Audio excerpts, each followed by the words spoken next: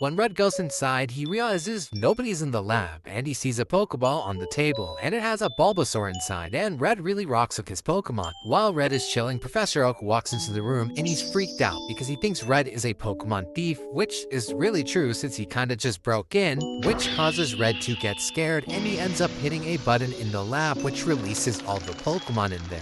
Red and Professor Oak spent the rest of the day trying to capture and return all the Pokemon that got set free, and they're pretty successful until they realize they're missing one more Pokemon, the Bulbasaur from earlier. While they're walking around, they end up finding this Pokemon, but it keeps running away from them, and it ends up breaking into the Viridian City gym, which is currently abandoned and closed. When they get inside the gym and try to corner Bulbasaur, he's not having any of this and attacks Professor Oak. But Red decides to calm down Bulbasaur, acknowledging that he's nervous for being outside for the first time and that Red always has his Pokemon's back. And Bulbasaur decides to calm down and listen to Red. Everything seemed fine until they realized they weren't alone, because there was a wild Machoke in the gym that was trying to punch Oak and Red, but Bulbasaur used the vines on its back to stop Machoke from punching them, and Red decided to run to the window, open it up to let the sunlight in, charging up the bulb on Bulbasaur's back so he can use Solar Beam to take out the Machoke. Professor Oak is so shocked by their teamwork, he ends up gifting the Bulbasaur to Red, saying that he would be a good Pokemon in Red's hands. Oak even gifts Red a Pokédex, acknowledging him as one of his students so that he can try to capture every single Pokemon in the region. And with that, Red was off, leaving Palatown to start his Pokemon journey.